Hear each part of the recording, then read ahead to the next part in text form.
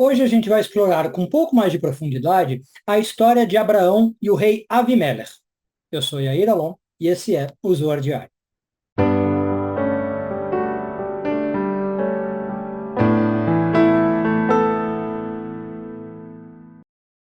Essa semana continuamos a ler a porção de Vaikra, hoje focando nos parágrafos de 106 a 109 do Zoar, nono ano de leitura. Desculpe, a 108 do Zoar, nono ano de leitura. Bom, vamos lá. Contar um pouco da história do Avimelech, que foi um personagem que eu citei ontem, e aproveitar para esclarecer algumas coisas que eu vi que no comentário, né, que vocês deixaram, não ficou muito claro, talvez eu não tenha me expressado muito bem. Bom, a história que o Zohar está analisando é uma história que acontece em Gênesis, né?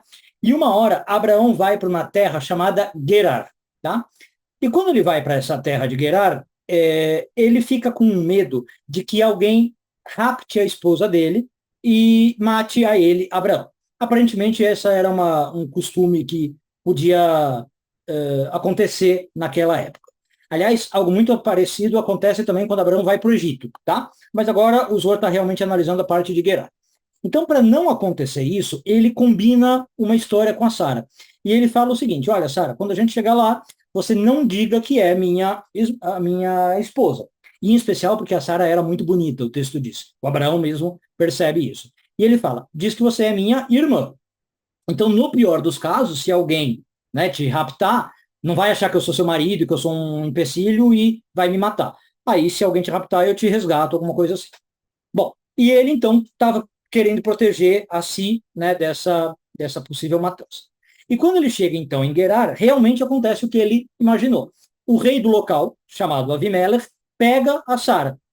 Mas aí o texto conta para nós que um anjo protegeu ela, não deixou que nada acontecesse com ela, ela não teve nenhuma relação sexual, nem consentida, nem não consentida, tá?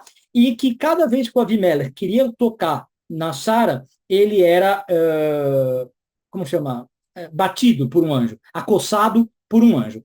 Tá? E aí até os sábios discutem qual que seria essa praga que caiu sobre ele.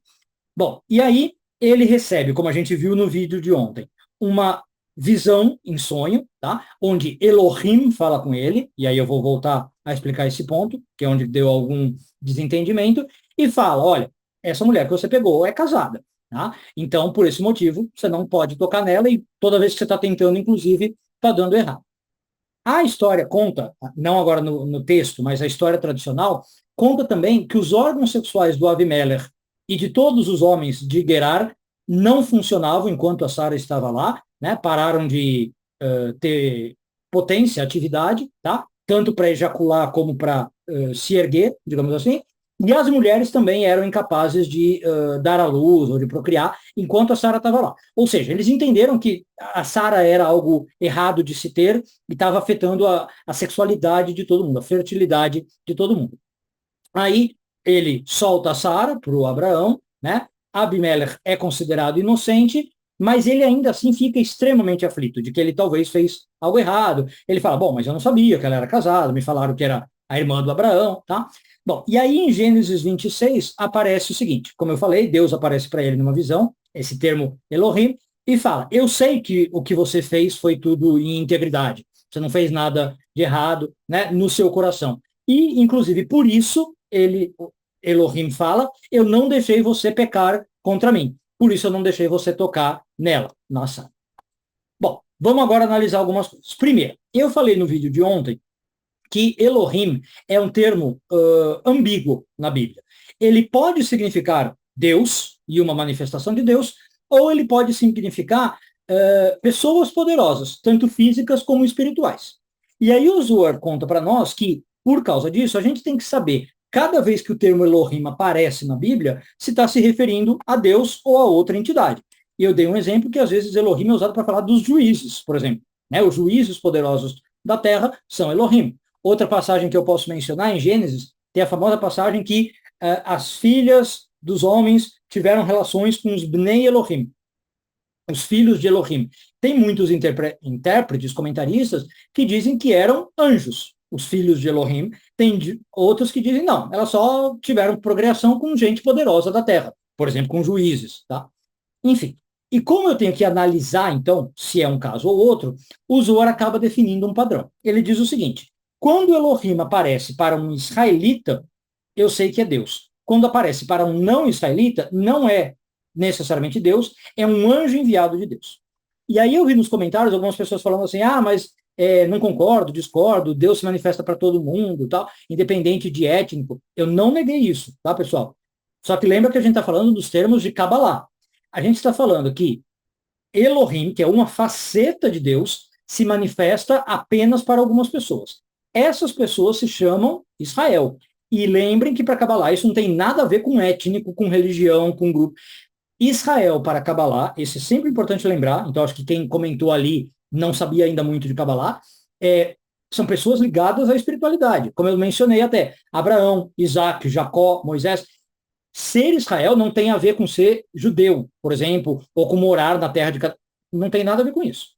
Quem não é Israel recebe um outro nível de manifestação chamado Elohim, é o que o Zohar está alegando, né? Pessoas como o Avimelech, como Labão, eles não eram Israel, eles tinham uma conexão alta, mas então eles não conectavam com Elohim como Deus, mas Elohim como um anjo de Deus, tá? Essa é a ideia. Agora, é claro que se a gente falar em termos étnicos, a Kabbalah concorda, qualquer pessoa pode ter revelação de Deus, tá? E aí estamos falando de termos étnicos, pode ser um judeu, um muçulmano, um budista, um branco, um negro, um amarelo, né? Qualquer um. Aí a gente só tem que questionar qual é a faceta de Deus, Elohim é outra, né? Mas estamos falando disso.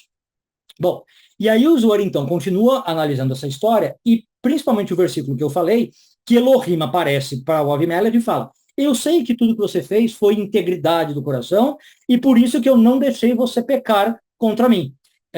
Eu não deixei você tocar nela. E aí o Zohar explica, então, que o nosso nível espiritual, Avimelech era uma pessoa com nível espiritual elevado, tanto que ele tem uma visão de Elohim no sonho, né? Ele tem uma profecia, digamos assim, nos ajuda a impedir o pecado. O nosso nível espiritual comprometido faz com que a gente ganhe uma proteção. E o próprio universo, né, digamos, conspira a meu favor para que eu não peque. Então, ainda que eu não saiba o que eu estou fazendo, como no caso de Avimelech, eu pego uma mulher que eu não devo, e ainda que eu acho que eu estou arrasando, estou fazendo certo, porque ela é só irmã e não esposa, mesmo assim, as causas ocultas que não estão no meu consciente me ajudam a não errar. E essa é uma tremenda lição do Zohar, né? Então, para além de tudo que a gente vem vendo essa semana, que os meus atos definem o quanto eu vou me conectar com Deus, que se eu estou no grupo Israel ou no outro grupo, eu conecto diretamente com Deus ou com um nível abaixo, é isso que define o óleo e tal, e por aí vai, o Zohar está mostrando que os meus atos me conectam com a espiritualidade, me dando também uma proteção, impedindo que eu erre. E o Zohar explica que isso acontece porque, por exemplo, no caso de Avimelech, a gente já viu que o Elohim era um anjo, né? Esse anjo está pedindo o Avimelech de pecar. Porque esse anjo mesmo, ele iria receber alguma penitência ou alguma punição se o Avimelech pecasse. Então, a lógica que o Zohar diz é o seguinte, quando eu estou conectado espiritualmente, eu tenho praticamente aquela ideia que nós temos em português do anjo da guarda. E esse anjo me protege porque ele sabe que se eu errar, ele também está errando. E ele também vai receber uma punição no céu. Então, esse anjo, repito, que também chama Elohim, né? É uma faceta chamada Elohim, ele ajuda a gente a não pecar, porque ele também está salvando a própria pele, salvando o próprio corpo. Enfim, dá para tirar muitas lições aqui da história, mas basicamente a ideia é essa. Sempre conectar-se com espiritualidade é bom, porque a gente ganha uma proteção, a gente se eleva espiritualmente, a gente consegue trazer energia de Keter, tá? E toda a questão é saber que tipo de proteção, que tipo de energia. Pode ser maior, pode ser menor, mas alguma energia a gente sempre está trazendo, por isso que essa é uma das importâncias da gente estar envolvido com a espiritualidade. Um bom dia a todos e tudo de bom.